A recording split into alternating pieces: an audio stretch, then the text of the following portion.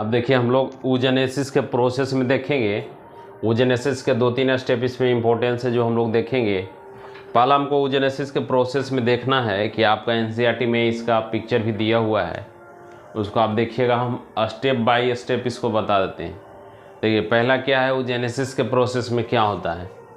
पहला को क्या होता है, प्रीमोर्डियल फॉलिकल बनता है जो कि बिफोर बर्थ के बिफोर में प्रीमोर्डियल फॉलिकल बनता है जो कि अप्रॉक्स आपका 2 मिलियन होता है। स्टेप बाय स्टेप को समझिएगा कि आपका प्रीमोर्डियल फॉलिकल जो है और 2 मिलियन बिफोर बर्थ ये प्रोड्यूस होता है। उसके बाद में प्राइमरी फॉलिकल बनता है at the time of birth of the puberty. तो उस समय जो 2 मिलियन था वो डिजनरेट करके आपका 60,000 से लेके 80,000 तक का हो जाता है। तो जो हमारा जो प्रीमोर्डियल फॉलिकल्स था, जो हमारा बिफोर बर्थ जो था वो 2 मिलियन था, वो डिजनरेट करके 60,000 से लेके 18,000 तक का फिर जो है हमारा जो बनता है वो प्राइमरी फॉलिकल बनता है। और ये प्राइमरी फॉलिकल मियोसिस में अरेस्टेड रहता है प्रोफेज फर्स्ट में। आपसे क्वेश्चन ऐसा पूछा गया है कि in which stage the primary follicle is arrested, तो उस समय याद रखना है मियोसिस के प्रोफेज फर्स्ट में ये अरेस्टेड रहता है आपका inside the at the time of puberty के टाइम में अरेस्टेड रहता है। और जब हम लोग जब सेकेंडरी फॉलिकल का देखेंगे तो सेकेंडरी प्राइमरी फॉलिकल से जो है जब इस पर एक्शन एफएसएच का होता है, फॉलिकुलर स्टिमुलेटरी हार्मोन का, तो जो प्राइमरी फॉलिकल है ये निर्माण करता है multi layer granulosa cell, formation of theca layer, primary oocyte जो 2n होता है। और ये जो है ये अब क्या है कि जब ये जो प्राइमरी फॉलिकल है ये प्रोफेज फर्स्ट में अरेस्टेड था, देन फिर उसके बाद में जो सेकेंडरी फॉलिकल है, ये सेकेंडरी फॉलिकल जब एसएस का इस पे वर्क होता है तो तब इस कंडीशन में जो है प्राइमरी oocyte का फॉर्मेशन करता है जो अरेस्टेड रहता है मियोसिस के फेज में। और ये जो मियोसिस फर्स्ट जो है 2n वो कंप्लीट होता है सेकेंडरी oocyte में और फर्स्ट पोलर बॉडी में। जो 2n है दिस इज द 2n, तो मियोसिस कंप्लीट करता है सेकेंडरी oocyte में और फर्स्ट पोलर बॉडी में। जब हम लोग देखेंगे टर्सरी फॉलिकल, जो कि प्राइमरी फॉलिकल का सेकेंडरी फॉलिकल तब कन्वर्ट होगा जब एसएस का इन्फ्लुएंस होगा इसके ऊपर में। जब एफएसएच इस पे वर्क करेगा, जो हमारा प्राइमरी फॉलिकल है वो सेकेंडरी फॉलिकल में वर्क तब करेगा जब उस पे एफएसएच का वर्क, जब एसएस उसके पे वर्क करेगा तो जो है सेकेंडरी फॉलिकल टर्सरी फॉलिकल में बदलेगा। और जब टर्सरी फॉलिकल में बदलेगा तब क्या होगा, जब टर्सरी फॉलिकल जब बदलेगा तो 3 लेयर का फॉर्मेशन करेगा, ये थीका लेयर का फॉर्मेशन करेगा, जो कि थीका लेयर एक्सटर्ना और थीका लेयर इंटरना का फॉर्मेशन होता है। जो कि टर्सरी फॉलिकल थीका लेयर का फॉर्मेशन करेगा, जो आपका थीका एक्सटर्ना थीका इंटरना होता है। साथ ही एक फ्लूइड फील्ड कैविटी का फॉर्मेशन होता है जिसको फॉर्मेशन ऑफ एंट्रम बोलते हैं। आप जब ओवा का पूरा स्ट्रक्चर देखिए तो उसमें एक स्ट्रक्चर है फॉर्मेशन ऑफ एंट्रम, जो एंट्रम जिसको बोलते हैं। और जो सेकेंडरी oocyte n है उसका भी फॉर्मेशन होता है जिसको कि oocyte बोलते हैं। यानी कि टर्सरी फॉलिकल में पहला हमारा क्या हुआ, थीका लेयर का फॉर्मेशन हुआ, वो theca layer theca externa theca interna.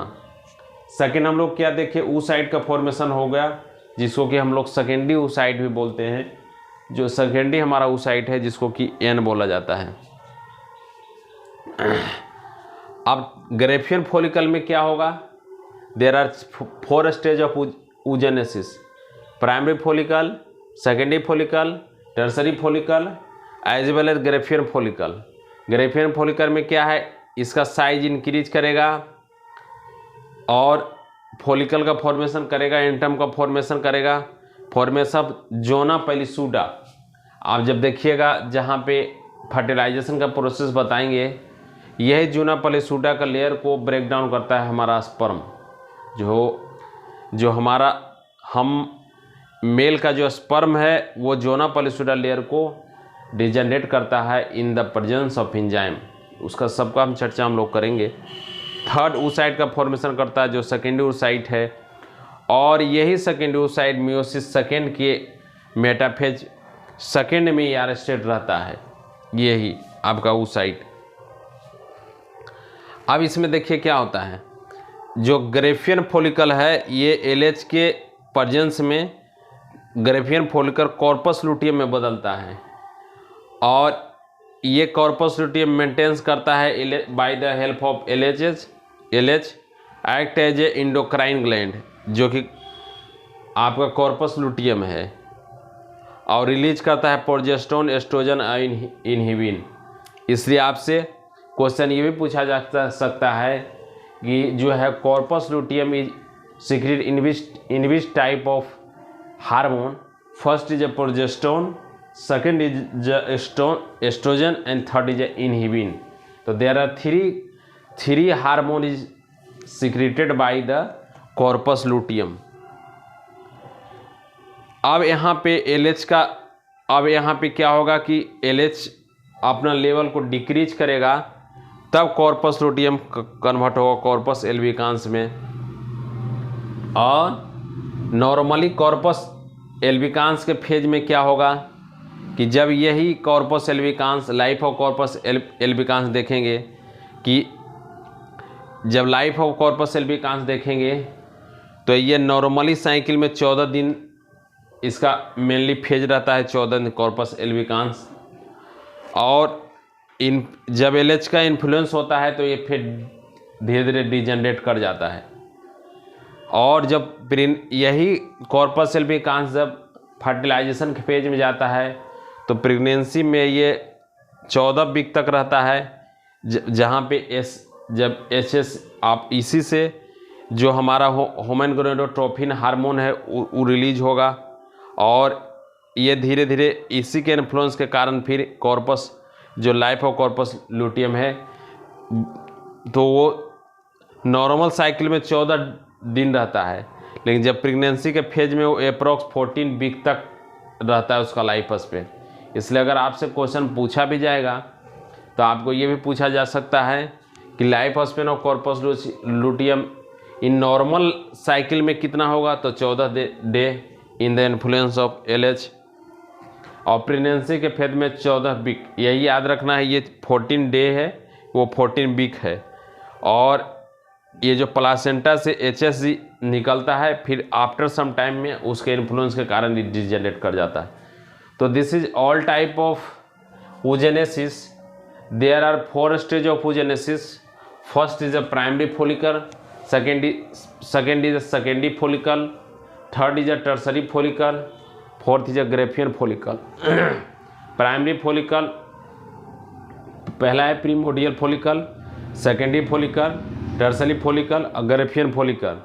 Primordial follicle primordial जो हमारा प्रीमोडियल फॉलिकल है वही प्राइमरी फॉलिकल में कन्वर्ट होता है। प्रीमोडियल फॉलिकल में जो ओवा रहता है लगभग बिफोर बर्थ में ये जो रहता है 2 मिलियंस में रहता है। जब ये डिजनरेटिंग फेज में आफ्टर प्यूबर्टी में at the birth time of puberty, तो उस समय में ये डिजनरेट करके लगभग आपका 60,000 से 80,000 वही 2 मिलियंस कन्वर्ट हो जाता है प्रीमोडियल सेल में। और ये प्रीमोडियल सेल हमारा प्राइमरी फॉलिकल का फॉर्मेशन करता है और ये अरेस्टेड रहता है प्रोफेज फर्स्ट में। देन एफएसएच के इन्फ्लुएंस के वजह से सेकेंडरी फॉलिकल में बनता है, और जब यहाँ लेयर देखेंगे तो ये multi layer of granulosa cell का फॉर्मेशन करेगा, फॉर्मेशन ऑफ तीका एक्टर्ना और प्राइमरी ओसाइट का जो अरेस्टेड रहता है मियोसिस में 2n। जब हम देखेंगे टर्सरी फॉलिकल तो थीका लेयर का फॉर्मेशन करता है, जिसको थीका एक्सटर्ना थीका इंटरना बोलते हैं, और फॉर्मेशन ऑफ पेंट्रम ओसाइट का फॉर्मेशन करता है जिसको सेकेंडरी ओसाइट भी बोलते हैं। साथ में ग्राफियन फॉलिकल में देखेंगे increase size follicular antrum, formation of zona pellucida, और ओसाइट का फॉर्मेशन करता है जो सेकेंडरी ओसाइट जिसको बोलते हैं हम लोग। ये ग्राफियन फॉलिकल जो है वो एलएच के इन्फ्लुएंस में कॉर्पस लुटियम का फॉर्मेशन करेगा, जो मेंटेन्स करता है LH, act as endocrine gland, और यही कॉर्पस लुटियम से निकलता है प्रोजेस्टेरोन, एस्ट्रोजन एंड इनहिबिन। जब इसका एलएच रिड्यूस करता है corpus luteum convert into corpus albicans. और देन कॉर्पस एल्बिकांस का आपका जो लाइफ स्पेन पूछता है 2 फेज में, एक नॉर्मल इसका रहता है 14 दिन तक नॉर्मल साइकिल में जो ये पीरियड का टाइम है, और दूसरा प्रेगनेंसी के फेज में जिसको कि 14 वीक तक इसका लाइफ स्पेन रहता है। तो ये सब थोड़ा सा आपको एक प्रकार का डायमंड क्वेश्चन है फॉर द नीट, कि अगर नया क्वेश्चन बनाएगा तो कॉर्पस लुटियम का अगर लाइफ स्पेन पूछ सकता है आपको, तो नॉर्मल साइकिल में कितना होगा, साथ में प्रेगनेंसी के फेज में कितना होगा, ये सारा हम लोग यहाँ पे देखें oogenesis के प्रोसेस में। धन्यवाद।